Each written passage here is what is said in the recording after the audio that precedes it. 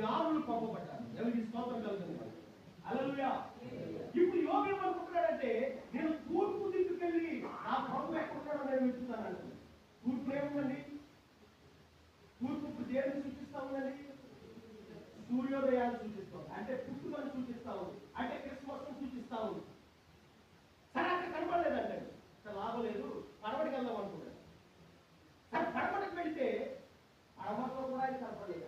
పడవడి దేన్ని సూచిస్తా ఉందండి? సన్సెట్, అంతే కదండి, అంటే అస్తమయము. అది పుట్టుకైతే ఇది చావు, అది పుట్టుకైతే ఇది చావు. యేసుక్రీస్తు పుట్టుకలో లేడు, క్రిస్మస్ లో లేడు. క్రిస్మస్ లో తిరిగి తిరిగి తిరిగి తిరిగి యేసుక్రీస్తు దొరక్క పడవటికి వెళ్ళాడు, అంటే గుడ్ ఫ్రైడేకి వెళ్ళాడు. ఎక్కడికి గుడ్ ఫ్రైడేలో వెళ్తున్నాడు. అవును కదండి, మనం వెళ్తున్నాం కదా. ఎప్పుడో 5 సంవత్సరాల కింద చనిపోయిన వాళ్ళు అప్పుడు వెతుకుతా ఉంటాం వెళ్ళి. అవును కదా, కాలుకొట్టుకుంటాం, రొమ్ము కొట్టుకుంటాం, నెత్తి కొట్టుకుంటాం. వాళ్ళ సవాళ్ళు చక్కగా క్రియాత్మక దేవుని వాక్యం అంటే, మీరు సజీవుడైన వాడిని మృతులలో ఎందుకు వెతుకుతున్నారు? ఆయన ఇక్కడ లేడు, ఆయన ఎప్పుడో లేచి ఉన్నాడు. ఆయన ఏ రీతిగా వెళ్ళాడో ఆ రీతిగానే మరలా రానయ్యి ఉన్నాడు. హల్లెలూయా. నేను చెప్పొచ్చేది ఏంటంటే, పండుగలలో దేవుడు లేడు. చెప్పండి సార్, ఏంటండి?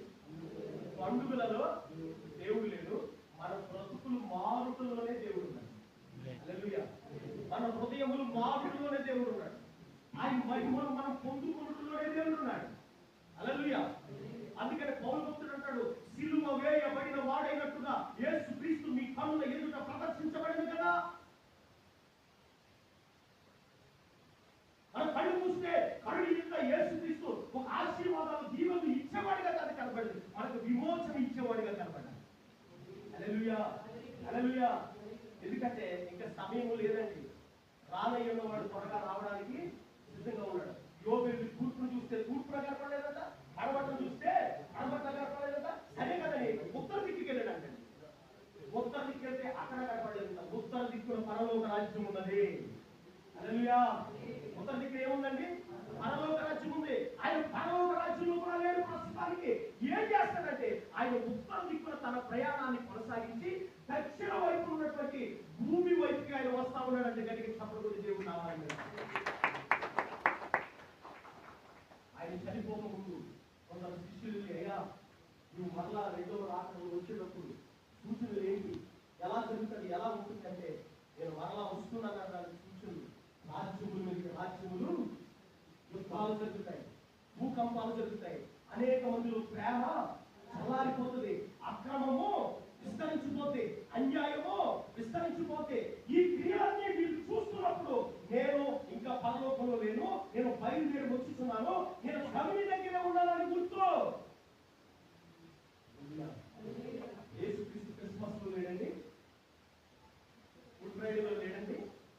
ఆయన ఈస్టర్ అయిపోయి, అంటే రిజరెక్షన్ జరిగి పునరుద్ధానుడై పరలోకానికి వెళ్ళి అక్కడ ఆయన కార్యాన్ని చక్కబెట్టుకుని మరలా రెండవసారి దక్షిణ వైపు ఉన్నటువంటి భూమి మీదకి రావడానికి ఆయన సిద్ధముగా ఉన్నాడు. హల్లెలూయా.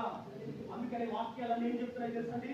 ఇదిగో పెండ్లి కుమారుడు, ఇదిగో పెండ్లి కుమారుడు వస్తున్నాడు, ఇదిగో యేసుక్రీస్తు రెండవ రాకడ వస్తుంది, అందరూ కలిసి ఆయనను ఎదుర్కొనండి. ఏంటండి ఎదుర్కోవడం అంటే ఏంటండి? అంతే కదండి, వెల్కమ్, నేను ఇక్కడ కూర్చుని వెల్కమ్ వెల్కమ్ అంటే